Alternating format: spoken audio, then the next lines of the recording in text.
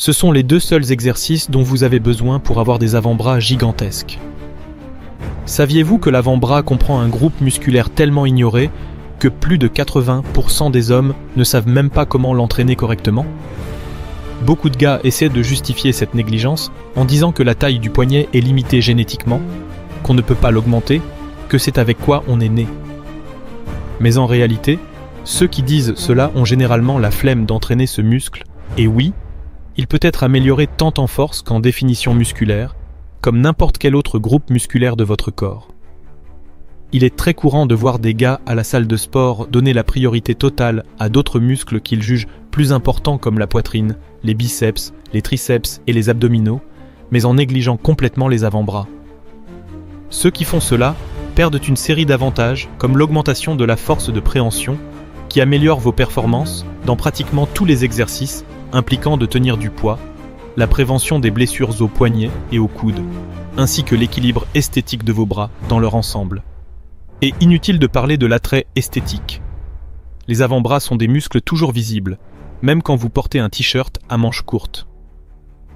Si vous êtes de ces gars qui s'entraînent pour attirer l'attention des femmes, sachez qu'un avant-bras bien développé est l'une des parties du corps qu'elles regardent le plus. C'est pourquoi, dans cette vidéo, vous verrez les seuls exercices dont vous avez vraiment besoin pour avoir des avant-bras gigantesques une bonne fois pour toutes. Avant de commencer, s'il vous plaît, laissez dans les commentaires votre nom et la ville d'où vous regardez notre contenu. D'abord, il faut comprendre un peu l'anatomie de ce groupe musculaire. L'avant-bras est composé de 3 groupes musculaires principaux. Les fléchisseurs du poignet, qui sont à l'intérieur de l'avant-bras, est responsable de plier le poignet vers l'intérieur du bras. Ce sont eux qui donnent cette épaisseur en bas de l'avant-bras. Les extenseurs du poignet qui sont à l'extérieur de l'avant-bras est responsable d'étendre le poignet en levant la main vers le haut. Ils donnent cette définition sur le dessus de l'avant-bras. Et le brachioradial, ce muscle qui forme une boule sur le côté externe de l'avant-bras près du coude, responsable de la flexion du coude quand l'avant-bras est en position neutre. Maintenant que vous comprenez mieux la structure de l'avant-bras, passons aux exercices qui feront vraiment grandir cette région. Exercice 1. Extension de poignet. Les extensions de poignet sont fondamentales pour développer la partie postérieure de l'avant-bras, cette région qui donne cette définition quand vous étendez le bras. Cet exercice travaille directement les muscles extenseurs de l'avant-bras, souvent négligés, mais essentiels pour un développement complet et équilibré. Pour bien exécuter, vous aurez besoin d'un banc et d'un haltère léger. Pour commencer, asseyez-vous sur le banc et posez votre avant-bras sur votre cuisse, le poignet vers l'extérieur avec la paume vers le bas. L'haltère doit être bien tenu dans votre main. À partir de cette position, faites un mouvement bien contrôlé, en levant uniquement le poignet au maximum possible, en gardant l'avant-bras fixé sur votre jambe. C'est comme si vous disiez au revoir à quelqu'un, mais en utilisant seulement le mouvement du poignet. Une erreur commune que beaucoup commettent est d'utiliser un poids trop lourd dès le début. Cela fait que vous compensez avec d'autres muscles et ne travaillez pas correctement les extenseurs.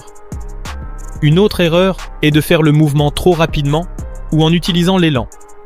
Cela diminue drastiquement l'efficacité de l'exercice. Gardez le mouvement lent et contrôlé en vous concentrant sur la contraction du muscle. Pour des résultats optimaux, je recommande 3 séries de 12 à 15 répétitions avec un poids qui vous permette de compléter toutes les répétitions avec une bonne technique, mais qui deviennent difficiles vers la fin. Repos de 60 secondes entre les séries. Incluez cet exercice dans votre routine 2 fois par semaine, de préférence les jours où vous entraînez le dos ou les épaules, car les extenseurs sont déjà un peu recrutés lors de ces entraînements. Au fur et à mesure que vous devenez plus fort, augmentez progressivement le poids, mais ne sacrifiez jamais la technique. Si vous ressentez une gêne au poignet pendant l'exercice, réduisez le poids et concentrez-vous encore plus sur une exécution correcte. Rappelez-vous que c'est un groupe musculaire plus petit, donc la progression de charge doit être plus conservatrice comparée aux autres muscles plus gros. Avant de continuer avec le deuxième exercice, n'oubliez pas de vous abonner à la chaîne. Avoir un accès constant à des informations correctes et basées sur la science est ce qui vous fera progresser à long terme dans le monde du culturisme. Exercice 2. Curl de poignet. Le curl de poignet est l'exercice principal pour développer les fléchisseurs, les muscles situés dans la partie inférieure de l'avant-bras, qui donne cette épaisseur impressionnante. Ces muscles sont fondamentaux non seulement pour l'esthétique, mais aussi pour améliorer votre force de préhension, ce qui se reflètera dans tous les autres exercices que vous faites à la salle. Pour bien exécuter, faites essentiellement le contraire des extensions de poignets. Asseyez-vous sur le banc et posez votre avant-bras sur la cuisse, mais cette fois la paume vers le haut. Tenez l'haltère et, en gardant l'avant-bras immobile, levez le poids uniquement avec le mouvement du poignet en contractant au maximum les fléchisseurs en haut du mouvement. Puis redescendez le poids de manière contrôlée jusqu'à la position initiale, permettant un bon étirement à la fin du mouvement. Les erreurs les plus courantes ici sont similaires à celles des extensions. Utiliser un poids excessif, faire le mouvement trop rapidement ou avec l'élan, ne pas faire toute l'amplitude du mouvement. Beaucoup oublient aussi de contracter le muscle en haut du mouvement, ce qui réduit les bénéfices. Une autre erreur fréquente est de laisser l'avant-bras bouger pendant l'exercice. Il doit rester fixe sur la cuisse tout le temps. La programmation pour le curl de poignet doit être similaire à celle des extensions. 3 séries de 12 à 15 répétitions avec un poids qui permet une bonne exécution, mais qui soit difficile lors des dernières répétitions. Repos de 60 secondes entre les séries. Vous pouvez entraîner les fléchisseurs le même jour que les extenseurs, aussi 2 fois par semaine. Un conseil qui marche très bien pour moi est de faire une série en alternant extension et curl de poignet sans repos entre les deux, en ne reposant qu'après avoir complété les 2 exercices. Cela donne un gonflement incroyable dans les avant-bras et fait gagner du temps. Si vous choisissez cela, réduisez un peu le poids pour garder une bonne qualité d'exécution. Ces 2 exercices seront déjà suffisants pour construire des avant-bras plus forts que 99% des gars à la salle. Mais si vous voulez aller encore plus loin et avoir des avant-bras de titan, voici 3 mouvements supplémentaires qui pourraient vous plaire. Exercice supplémentaire. 1. Farmer's Walk. Le Farmer's Walk est probablement l'exercice le plus sous-estimé quand il s'agit de construire des avant-bras puissants. Cet exercice ne travaille pas seulement tous les muscles de l'avant-bras de façon intégrée, mais il est aussi extrêmement fonctionnel car il simule l'action de porter du poids dans la vie quotidienne. Ce qui rend le Farmer's Walk si efficace pour les avant-bras, c'est la tension isométrique continue qu'il procure. Pendant tout l'exercice, vos muscles de l'avant-bras sont contractés au maximum pour maintenir la prise sur les poids, ce qui crée un immense stimulus de croissance. Pour bien exécuter, vous aurez besoin d'haltères lourds, de kettlebell ou de barres hexagonales, selon ce que propose votre salle. Prenez un poids dans chaque main, les bras le long du corps, les épaules en arrière et une posture droite, puis marchez sur une distance déterminée, généralement 20 à 30 mètres, à un rythme constant et contrôlé. Une erreur courante est de choisir un poids trop léger. Pour que le Farmer's Walk soit efficace pour les avant-bras, vous devez utiliser un poids qui défie réellement votre force de préhension. Une autre erreur est de courber les épaules vers l'avant ou de regarder le sol pendant la marche. Cela peut provoquer des blessures à la colonne vertébrale. Gardez toujours la posture droite en regardant devant vous. Le mieux est de faire 3 à 4 séries de Farmer's Walk sur environ 30 mètres ou jusqu'à ce que vous sentiez que votre prise est sur le point de lâcher. Le temps de repos entre les séries peut être un peu plus long, de 90 à 120 secondes, car c'est un exercice qui sollicite beaucoup, non seulement les avant-bras, mais aussi tout le corps. Incluez le Farmer's Walk dans votre routine au moins une fois par semaine, de préférence à la fin de l'entraînement du dos ou des jambes. Au fur et à mesure que votre force de préhension s'améliore, augmentez le poids ou la distance parcourue. Une variation intéressante est de tenir les poids uniquement avec les doigts, ce qui augmente encore plus le stimulus sur les avant-bras. Le Farmer's Walk ne transformera pas seulement vos avant-bras, il améliorera aussi votre posture, renforcera votre gainage et augmentera votre endurance musculaire générale. C'est vraiment un exercice qui donne beaucoup de résultats avec peu d'investissement en temps. Exercice supplémentaire. 2. Curl inversé. Le curl inversé est un excellent exercice pour travailler les extenseurs de l'avant-bras et le brachioradial, ce muscle qui donne du volume sur le côté latéral de l'avant-bras près du coude. Contrairement au curl traditionnel qui cible plus le biceps, le curl inversé met l'accent sur l'avant-bras, surtout quand il est exécuté avec la bonne technique. La principale différence du curl inversé est la position de la main. Au lieu de tenir la barre ou les haltères avec les paumes vers le haut, comme dans le curl classique, vous les tiendrez avec les paumes vers le bas.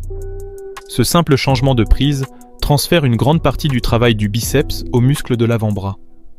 Pour bien exécuter, tenez-vous debout avec une posture droite, saisissez la barre ou les haltères avec les mains en pronation à la largeur des épaules. Gardez les coudes près du corps et fléchissez-les contrôlément en amenant le poids vers les épaules. Faites une pause en position contractée, puis descendez lentement le poids jusqu'à la position initiale avec les bras presque complètement étendus. Les erreurs les plus courantes dans cet exercice comprennent utiliser l'élan en balançant le corps pour aider à soulever le poids, éloigner les coudes du corps pendant le mouvement, ne pas contrôler la phase excentrique. Une autre erreur fréquente est d'utiliser un poids trop lourd, ce qui compromet la technique et diminue le recrutement des muscles de l'avant-bras, faisant que d'autres groupes musculaires compensent. Comme cet exercice travaille des muscles relativement petits, il est préférable d'utiliser un poids plus léger et de se concentrer sur une exécution parfaite. Je recommande 3 séries de 10 à 12 répétitions avec un poids qui permette de compléter toutes les répétitions avec une bonne forme, mais qui soit difficile lors des 2 ou 3 dernières répétitions. Repos de 60 à 90 secondes entre les séries. Le curl inversé peut être inclus dans votre routine 1 à 2 fois par semaine, idéalement les jours où vous entraînez le dos ou les biceps. Pour un meilleur effet sur les avant-bras, essayez de faire cet exercice après avoir déjà travaillé les biceps. Eh bien, lorsque les biceps sont déjà fatigués, les avant-bras doivent travailler encore plus, générant ainsi un plus grand stimulus de croissance.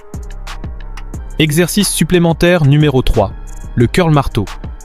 Le curl marteau est l'un des exercices les plus efficaces pour développer le brachioradial, ce muscle qui forme une boule sur le côté latéral de l'avant-bras. Bien que beaucoup de gens pensent que le curl marteau est principalement un exercice pour les biceps, en réalité, il met fortement l'accent sur l'avant-bras lorsqu'il est bien exécuté. La différence fondamentale du curl marteau réside dans la position neutre des mains, où les paumes se font face, comme si vous teniez des marteaux. Cette position met davantage de tension sur le brachioradial que les curls traditionnels, ce qui en fait un exercice essentiel pour ceux qui veulent des avant-bras plus épais. Pour une bonne exécution, tenez-vous debout avec une posture droite, une haltère dans chaque main le long du corps, les paumes tournées l'une vers l'autre, gardez les coudes proches du corps et sans utiliser d'élan, fléchissez les coudes en amenant les haltères vers les épaules, en maintenant les paumes tournées l'une vers l'autre pendant tout le mouvement. Faites une petite pause en haut de la contraction, puis redescendez les poids de façon contrôlée jusqu'à la position de départ. Les erreurs les plus courantes incluent tourner les mains pendant le mouvement, ce qui transforme l'exercice en curl classique, utiliser l'élan du corps pour soulever le poids et ne pas garder les coudes bien fixés contre le corps. Beaucoup commettent également l'erreur de ne pas faire de pause au point de contraction maximale, ce qui réduit considérablement les bénéfices. Pour maximiser les résultats, je recommande de faire 3 à 4 séries de 8 à 12 répétitions avec un poids permettant de maintenir une technique parfaite, mais qui reste un défi sur les dernières répétitions. Reposez-vous entre 60 et 90 secondes entre les séries. Si vous préférez, vous pouvez alterner les bras au lieu de soulever les 2 haltères en même temps, ce qui permet d'utiliser des charges légèrement plus lourdes. Une stratégie efficace consiste à faire le curl marteau après des exercices de biceps plus traditionnels, lorsque vos muscles principaux sont déjà un peu fatigués, forçant ainsi un recrutement plus important du brachioradial. Il convient de rappeler que même si le curl marteau est un excellent exercice pour les avant-bras, à lui seul, il ne suffit pas pour un développement complet de cette zone. Comme je l'ai mentionné au début, il doit faire partie d'une routine incluant également les autres exercices que nous avons abordés ici. Autre secret pour maximiser les résultats. Numéro 1. Augmenter le volume d'entraînement. Il ne suffit pas de faire quelques séries et d'attendre des résultats magiques. Pour que vos muscles grossissent, il est essentiel de les surcharger progressivement. Cela signifie que vous devez défier vos avant-bras avec plus de poids ou plus de répétitions au fil du temps. Numéro 2. La constance. La constance est reine ici. Si vous ne maintenez pas une routine régulière, vous ne verrez pas les changements que vous espérez. Numéro 2. La constance. La constance est reine ici. Si vous ne maintenez pas une routine régulière, vous ne verrez pas les changements que vous espérez. Numéro 3. Un entraînement équilibré. Chacun de ces muscles doit être entraîné de manière équilibrée pour éviter les déséquilibres. Si vous vous concentrez uniquement sur l'un d'eux, il est probable que votre force et votre développement global soient limités. Par exemple, ne travailler que les fléchisseurs du poignet peut laisser les extenseurs sous-développés, ce qui pourrait provoquer une faiblesse dans votre prise ou même des blessures à long terme. De plus, le brachioradial est fondamental pour améliorer la force de préhension et la capacité à soulever de lourdes charges, quelque chose qui vous intéresse certainement si vous cherchez à augmenter votre force globale. Numéro 4. Une alimentation riche en protéines. Maintenir une alimentation riche en protéines est crucial. Si vous ne nourrissez pas correctement vos muscles, peu importe combien vous vous entraînez, les résultats ne viendront tout simplement pas. Assurez-vous d'inclure des sources suffisantes de protéines de qualité comme la viande maigre, les œufs ou des suppléments protéinés si nécessaire. La protéine est la base de la réparation et de la croissance musculaire. C'est l'une des erreurs les plus fréquentes commises par la majorité des personnes qui s'entraînent. Et si, en plus de celle-ci, vous voulez connaître les 10 autres erreurs qui sabotent complètement votre entraînement et vos efforts, nous avons une vidéo qui apparaît en ce moment à l'écran montrant chacune d'entre elles. Merci d'avoir regardé jusqu'ici et que Dieu te bénisse mon ami.